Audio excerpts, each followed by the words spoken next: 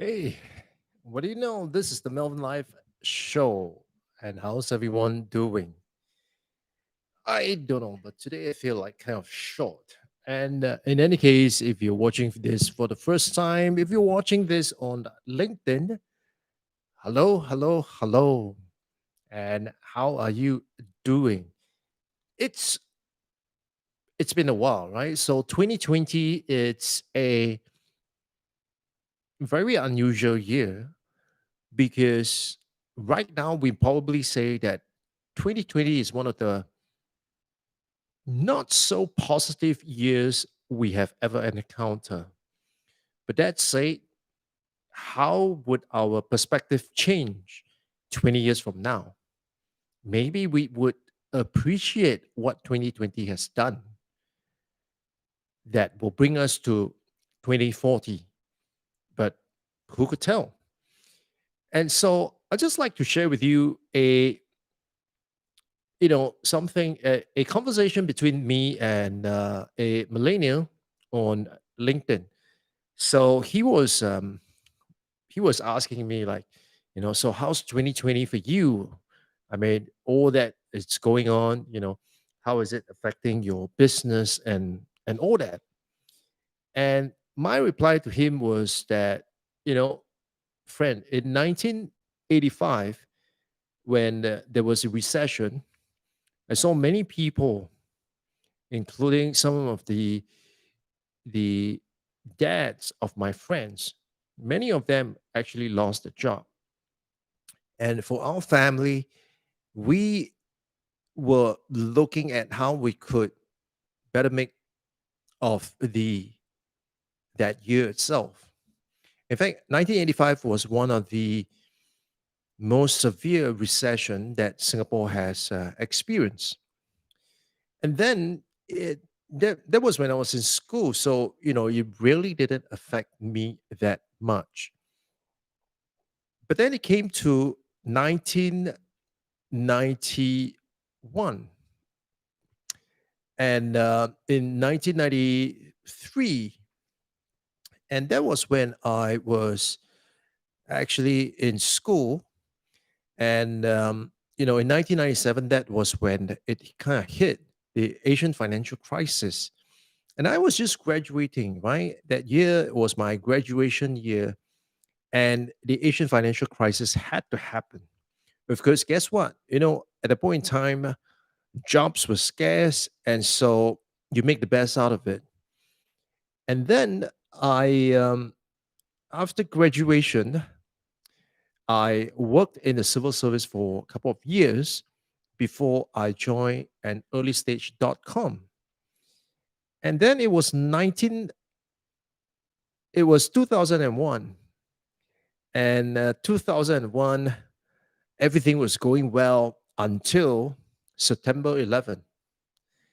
And so the funding stops, customers pull out, and we make the best of it. And then later on in my life, when I was starting my own training company, um, then SARS happened, and so we were not able to function in terms of the kind of training that we do, and so we have to change tack, but we make the best of it. And I recall I was into my second year of consulting for small and mid-sized companies. And at the point in time, many of the mid-sized companies were not able to afford consulting fees that they would pay me. And of course, at the point in time, there were subsidies and there were grants made available for SMEs. But 2 years into it, the government decided to make the conditions and the criteria a lot more stringent for SMEs to get the grants. And so many of them were not able to get the grants, and so they couldn't hire me. And I recall my business revenue dropped by 70% that year. And so, well, I make the best of it. And of course, now 2020, right? I was building lots of digital assets in 2018. And in 2019, I was really, really just enjoying the fruits of my labor. When it came to 2020, I was expecting 2020 to be a bountiful year. And then, of course, COVID happened and business dropped. But we make the best of it. And so the other day, I was having a conversation with a friend, and he was sharing with me that, you know, if I have known what I know now, on hindsight, I would have, I would have done it differently. And and of course, hindsight, it's 2020, right? What irony, right? 2020, 2020. So hindsight is 2020. And of course, we can always look back and say that, hey, you know, I could have done it differently. So sure, when in the 2015, for example, I could have done it differently, right? I could have did a lot of things differently. But question is, what is the point of thinking about how things could be different and why things could be different and all that stuff? Instead, let's focus on what we already know, right? What we already know. Because going forward, we do not know how the world is going to evolve. And I mean, all these people out there talking about the future of work and the future of play and all the futurists out there.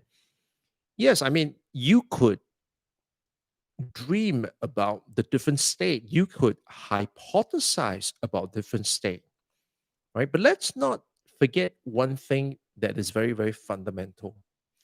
And that one thing that is really, really fundamental is the fact that we are an ecosystem. And being in an ecosystem, it means that in order for someone to, so how, or rather, how does an ecosystem work? For an ecosystem to work and to be sustainable, you cannot have one party to win all the time and another party to lose all the time. Say, for example, you want to start a coupon business. And so the coupon business requires you to sell coupons at a cheaper rate to customers so that they could buy a $20 meal at $15 instead. And then he or she would then be able to redeem this $20 meal coupon, which he paid only $15 at a restaurant that would serve him a meal worth $20.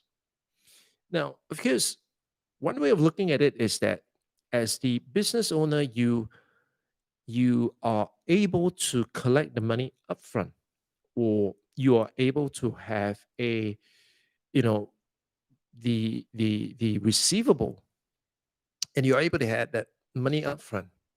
What that means is that in order to have that money upfront, you have to give up something, and in the long run, that may or may not work for you. And besides, are you actually attracting the right kind of customers? Are you just attracting people who are just bargain hunters? Or are you really attracting customers that it's going to have a bigger lifetime value, for example? And so if you think about the ecosystem has to be sustainable. And so in order for it to be sustainable, everyone needs to be able to benefit from it, right? Everyone needs to be able to benefit from it. And as we benefit from it, we are able to continually generate or regenerate, activity. And so within this ecosystem itself, if we are not contributing to this ecosystem, then we are taking from that ecosystem only. Yes. So we have to both contribute as well as take from this ecosystem. And until and unless you understand the fundamental and how the entire ecosystem works, understanding the future state or having that hypothesis driven, right? I mean, you could formulate all this hypothesis about this is how things are going to be. That's my hypothesis. And based on my hypothesis, these are the things that we should be doing now, because if our hypothesis hold true, then what's going to happen is we will need this set of skills, we need this set of knowledge, we need a different mindset in order to succeed there. And so before you think about what you would do differently, let me ask you this. How do you identify, or how do you map out your entire ecosystem? And so the easiest way to map out the ecosystem is as follows. Number one, it's who are your customers system. The other thing that you need to do is to look back and say that who are your suppliers, or are your supporting team? Who are the people that is able to support you and to be able to give you all the necessary resources, skill sets, and energy in order for you to do the work that would benefit the customer. So it's a little bit thinking about, who are the people that are supporting you so that you could create value for the customer, right? And when you look beyond these two levels, you'll be looking at who are the people who are dependent on these suppliers, and what kind of impact would it have on your customer. So you could map that out, and as you go beyond the circle, as you go, ripple out, for example, that is where you are going to be able to identify your ecosystem. So the question here, it's not so much about what would you do differently. Now, I mean, on hindsight, there will be a lot of things that I would probably have done differently, but what's the use? I think the point here is that what I would do differently would be based on what am I thinking and how I'm able to use my worldview, my perspective to be able to reach that goal, right? And so, knowing what I know right now, right, given all the information that I have, I am going to do two things. One is I'm going to formulate a certain hypothesis about what the future is going to be like. And so that's where we are able to leverage the work of the futurists, right? People who talked about the future of work. We are able to leverage their research, their analysis, their insights. That's something that we can do. On the other hand, we also need to look at our ecosystem. And once we are able to understand our ecosystem, we then would be able to say that how can we bring everybody within the ecosystem so that everyone could benefit from it. Yes, some of us are going to take away from this ecosystem, but at the same time, we are going to contribute to this ecosystem. And as long as we are able to see that interrelationship between us, the customers, our suppliers, our partners, the customers, the people whom the customers are going to impact, all that.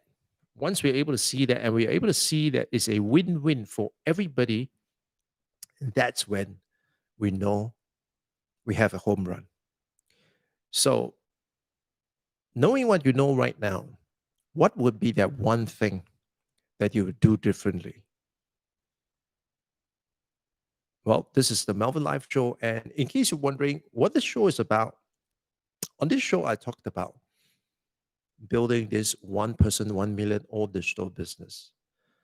Now, on this show, I look at how I have been doing things and what are my worldview and what are my experiences. And so from day to day, we would have different themes. Someday we will be talking about, from an accounts perspective. Someday we'll be talking about from a marketing perspective. Someday we'll be talking about from a technology perspective. So with each perspective itself, I will be sharing with you what's my point of view and how I have, what are the ideas and tools and resources that I've used in each of those areas. So if you're interested, if that is something that you think you can benefit from, then definitely you want to subscribe to this channel because we are going to do a few things coming forward. One of those is that, I'm going to do a series on this one person, 1 million old digital business. What does it mean? What does it take to build something like that? And the other thing is, of course, I want to be able to share with you if you are thinking about live streaming, how to do live streaming, and to be able to do it in such a way that gives you that high quality, then definitely this is the show that you want to follow. And with that, I thank you so much for watching. If you have a question or a particular area that you'd like me to cover, make sure you leave it in the comment. I read every single comment and I'll respond to them. And if need be, we can even make a video out of it. So with that, thank you, and I'll see you guys on the next one. Bye bye.